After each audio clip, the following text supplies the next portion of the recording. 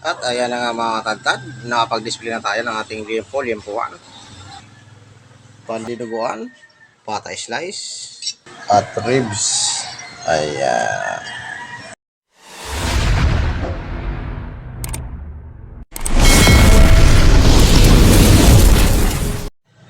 Welcome back mga katad, isa mapagpalang umaga sa atin lahat, no?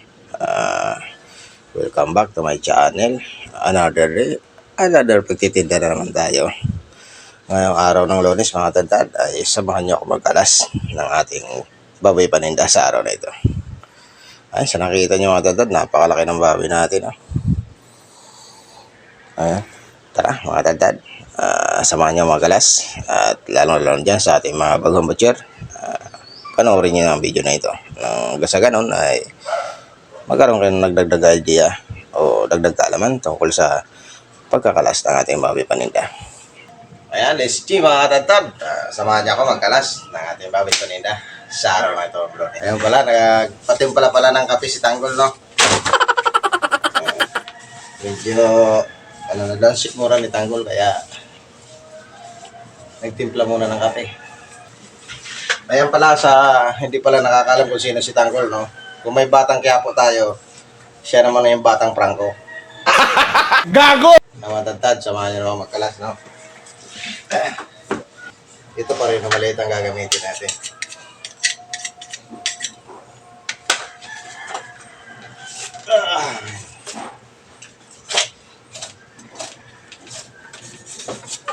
Napakaganda talaga ng maliit mga tatad, no?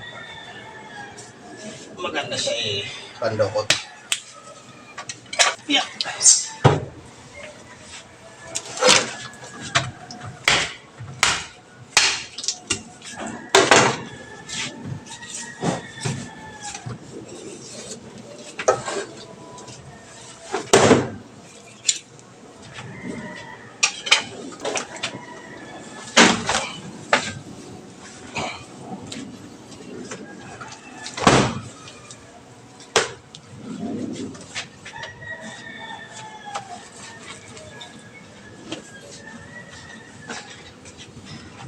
Kaya mga tatad, unahin natin ang half carcass. Ito yung tinatawag na half carcass.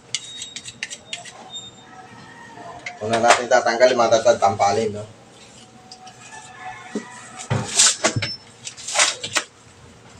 Yan, itang tampalin.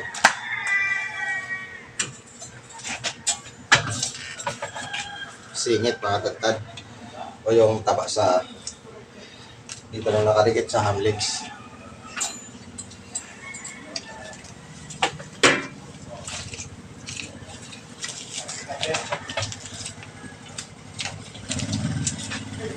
Lumo mga tatad. Ang tenderloin.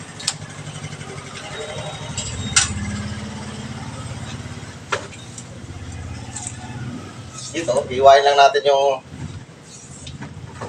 laman na nakadikit dito sa ham legs, no? Para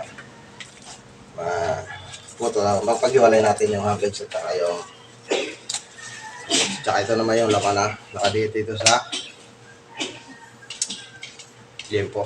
Yung laman na susuporta doon sa laman loob. Ayan mga tatad, nandito na pala yung kape natin, no? Ayan, tinatimpla ni Tanggol. Hindi nyo nakikita pala si Tanggol.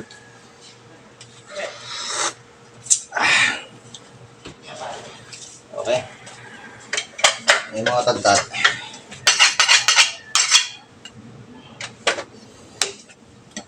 Dito pala nagagamit tayo ng panaga, no? Kasi yung liempo natin dito ay may picture, no? Napapansin nyo, itong patulis dito. Yan yung picture. Kaya, ganito ang nagiging itsura ng liempo natin. Ayan, may patulis mga tatad.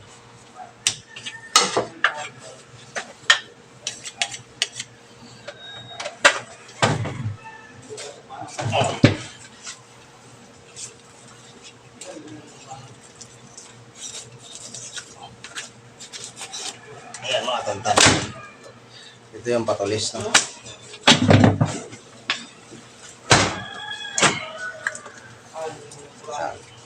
Hiwalayin natin yung liempo at saka pork chop.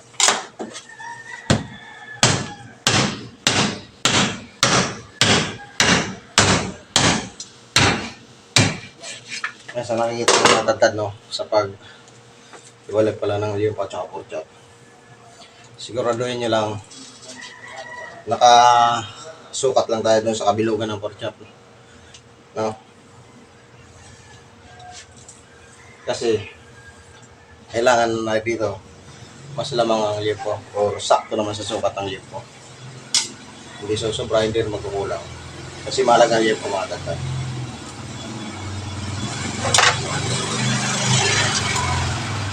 Tulad dito mga tatad na sa ating pag sukat ay napakaganda.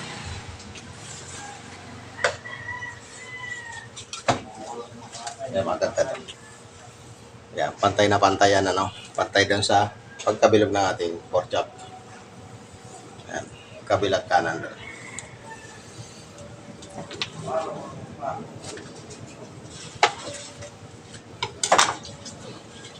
Ito naman ang liempo natin ay napakaganda mga tatad.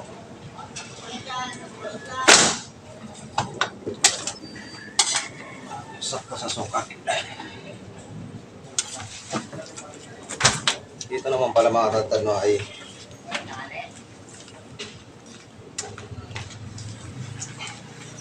yung pata natin dito hulihan ay putol. Ngayon, kanya-kanya naman tayo ng estilo kung paano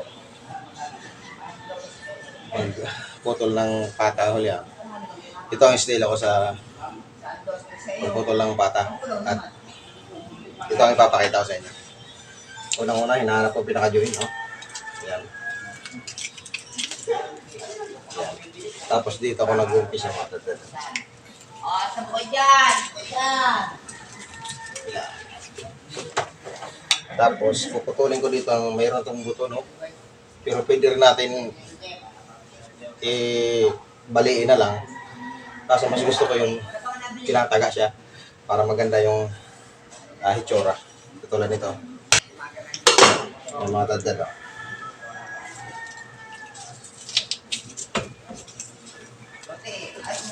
Ayan.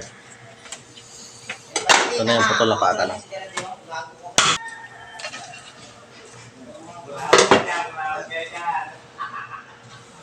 Putol na pata.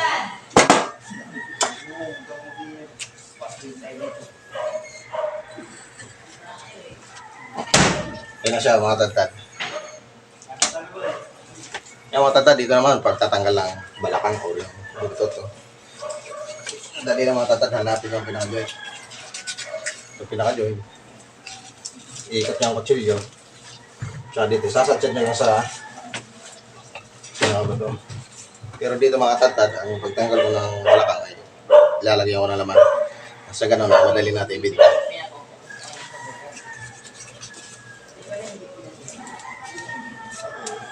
Yung mga tatad. Malaman yan mga tatad ko, para hindi tayo mahirapan ng ibinta. Para lalo na ngayon, may kamahalan ng baboy, kailangan sakto naman sa ibinabayad ng customer na natin binibigay.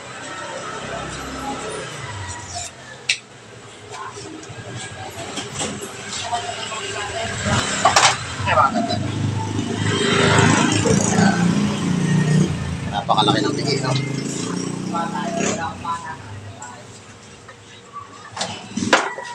Sunod natin gagawin mga tatad ay yung ribs, no?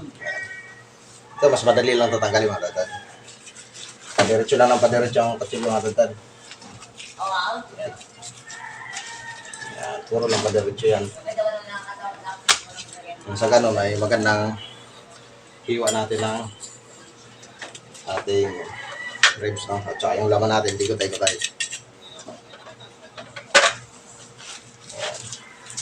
Dito naman, nagtatanggal tayo dito ng mga taba na kadikit dito o yung mga may dugo-dugo, no? Tinatanggal natin yan mga tatad.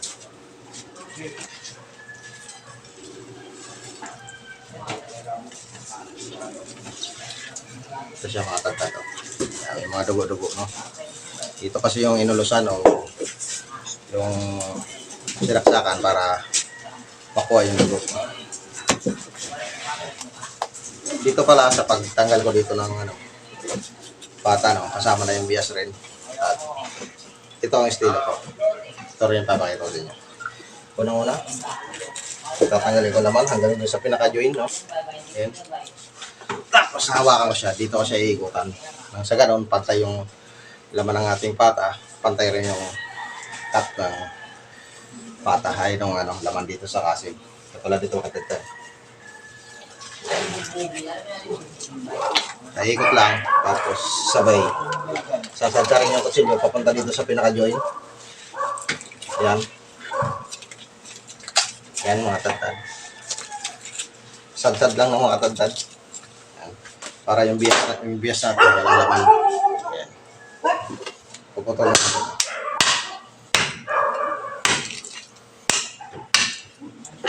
Ay mga tagtad, no? Nakikita niyo ang pata natin, pantay, no? Malaman, ha? Talagang hitsurang pata pa. Mga pag-crispy pata.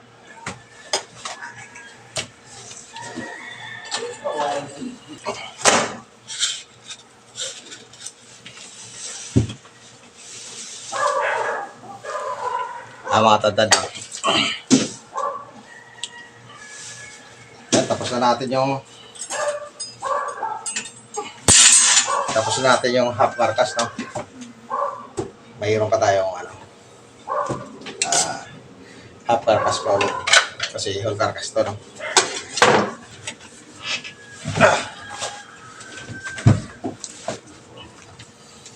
Yan mga tagtad, no? Ang ganun pa rin ang pagkakalas natin ito. Ayan, para dyan sa ating mga bagong butcher, no?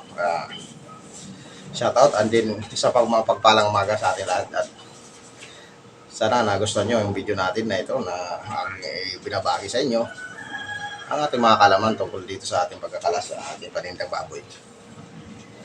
Ay mga tatad, kung gusto ng mga marami pang video na mapanood, bisitahin nyo lang ating YouTube channel, Katadtad TV. Ayan. Doon, masari-sari doon ang ating mga ina-upload tungkol sa paghahanda ng ating panindang baboy. Ay mga tatad, sana nagustuhan nyo ang video ko ito. Isa pa pagpalang umaga sa atin, and then God bless you.